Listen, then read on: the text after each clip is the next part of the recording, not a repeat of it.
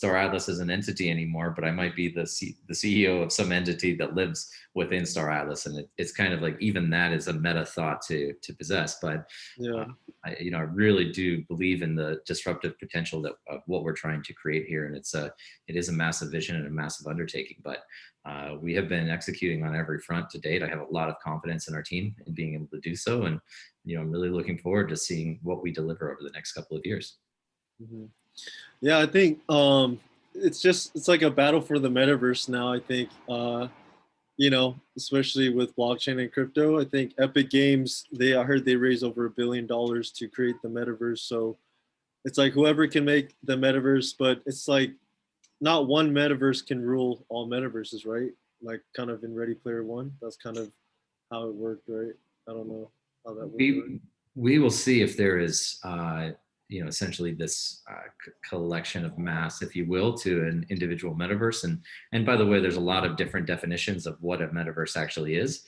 Again, in theory, essentially your ability to navigate through these different environments is a major component of what the metaverse actually is in my mind. And maybe I'll kind of finalize that thought with just the idea that Epic is the entity that's behind Unreal Engine.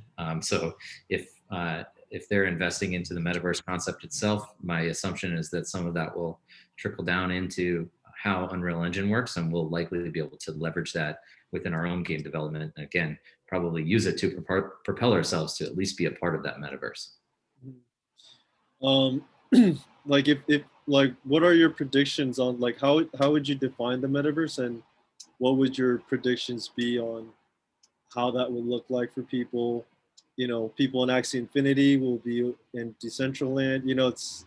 What are your thoughts on that before we wrap this up? Yeah, I would just define, this is kind of my internal thought of the metaverse, and I kind of define it more as a social interactive experience. It's, even for us, it's when we get to that point, it won't necessarily be about every single user that we have going out and engaging in things like space exploration, territory control, or political domination. They might just decide that they want to be a merchant within our game, right? And they can own some land, they can create a business around that land and find unique ways to monetize their time that aren't reliant on how we distribute Atlas.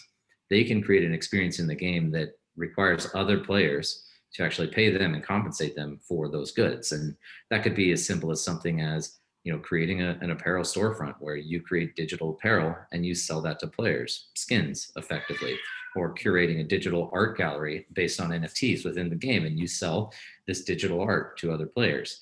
And so many other opportunities that will exist that don't rely on using our gameplay mechanics. But very broadly speaking, I think it's an alternative virtual reality within which somebody can persist. And the requirement to do that is that the economic incentives also are present. And so that hasn't been executed on to date. And I do think that blockchain as a component of that is a pretty critical piece of infrastructure. So we're really on the precipice of something big here in human evolution, even let alone the technological evolution.